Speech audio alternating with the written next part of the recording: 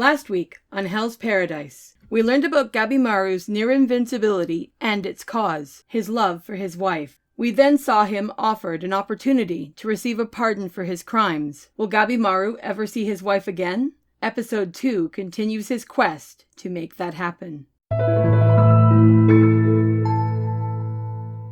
If last week's episode was about exploring Gabimaru as a character and exposing his strengths and weaknesses, then this week it's Sagiri's turn to go under the microscope. We see her father able to effortlessly behead a condemned storyteller in the midst of telling a story.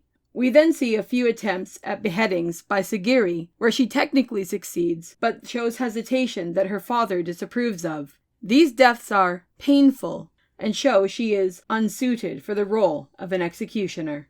We are then brought back to the present, where Sagiri and Gabimaru have met up with a bunch of other executioners, a bunch of criminals, and the Shogun. They are shown someone who returned from the island, someone who now has flowers growing out of their body, including one particularly nasty blossom protruding out of their eye socket. When the criminals see the state of the man, they want out of there, and I don't blame them. If you're going to execute someone, execute them. Using prisoners as labor is wrong, a key point of the situation. But this goes beyond the pale. In the real world, I'd be furious. But in fiction, this is like Suicide Squad, except instead of bomb collars, they each have a personally assigned executioner who is eager and willing to bump them off at the slightest hint of an infraction. I'm still very concerned that this whole thing is a setup, that the pardon is a sham, and that in the end, it's only going to be Sagiri's convictions that will get Gabimaru back to his wife, if we get that happy ending.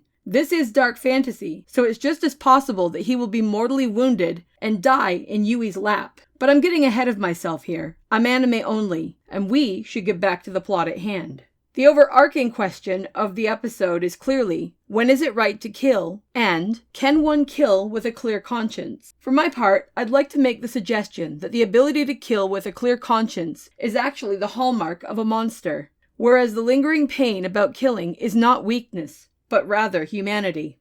Ideally, a shogun is supposed to be a leader for his people, a symbol of honor, wisdom, and justice. Yet the shogun presented in this story is a psychopath who uses condemned criminals to create a slaughterhouse battle royale for his own personal entertainment. The criminals, in contrast, are being held accountable not for the crimes they've actually committed. Rather, they're being held because they lack the power to ensure that people could not hold them accountable when compared to the shogun. Meanwhile, Sagiri is viewed as weak for having any form of hesitation about being able to kill people, and in turn, for feeling discomfort in what she feels after killing them. I wonder, is the truth that her peers move past this feeling, or is it that they don't feel it? I don't necessarily think this has to be an all-or-nothing scenario, but it will be interesting to see how or whether it is addressed as the story goes on. Lastly, we see Gabimaru, who spends the majority of the episode staying still and not getting involved in the conflict, until they tell one of the criminals that he will get immediate access to the island if Gabimaru can successfully be slain. At which point, Gabimaru hesitantly resolves to fight the person who is coming at him, and fight his opponents with the same mercy and compassion that he has been sitting and watching them bestow upon each other. Seeing him go for the throat like a jungle cat, especially in the sequence where he literally rips a dude's throat out with his teeth, makes it clear he's not messing around. Which is a beautiful reflection on how things often go in the real world. People who have knowledge of violence, but who also hold their own convictions and morality, will generally be the last people to start a fight, and the first people to finish one, if they are given no other option. Because the easiest way for people to feel no remorse in asking for violence is by being someone who is ignorant to the consequences of violence that they seek. Like the shogun, who looks like he's gonna piss his pants by the end of the overall battle royale exchange. Gabimaru, for better or worse, has definitely left an impression. In Gabimaru's decision to fight and live, and in Sagiri's decision to wield a blade, each character is doing their best within the reality they've been flung into. I love how, as she is talking to another executioner who suggests she give up and go back to her mansion, Sagiri reflects on her childhood in the Yamada clan. We see the reality that even if she hadn't come to be an executioner, that all trades in her clan are rooted in death. I particularly like how, as she watches Gabimaru fight after much initial hesitation, Sagiri realizes she shouldn't feel ashamed of how she feels about killing people. Instead, she should strive to have the resolve to endure and do what's right, regardless of how it makes her feel.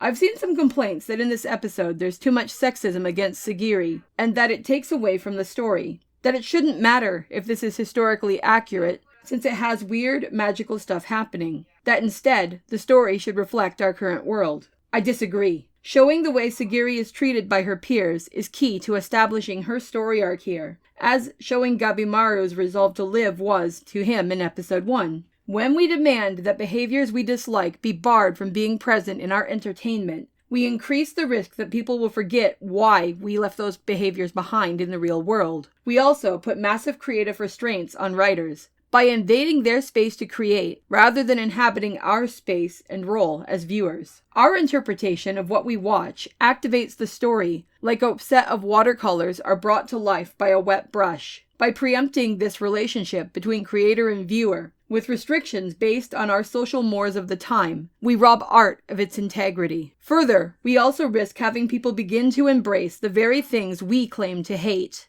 Without their presence in fiction, where it is safe to examine them fully, people forget why we decided those things are bad in the first place. Then, these bad behaviors rear their heads in the real world, where we truly do not want them. Much like the old saying goes, those who forget history are doomed to repeat it. That doesn't necessarily or strictly relate to historical records, but also to the stories we pass down. What I think Hell's Paradise is really getting right is that it shows polar opposite representations of womanhood through Sagiri, a warrior, and through Gabimaru's wife, Yui, who is more compassionate and nurturing. The show does not strive to make a claim that one of these is more valuable than the other. It also shows feral male ferocity and stoic decency, two different standards of being a man, through Gabimaru. Because at the end of the day, what truly matters for any person is not being stuck in a singular mode. It is having the intuition or conviction to know what a moment calls for, and then having the ability to rise to the current occasion.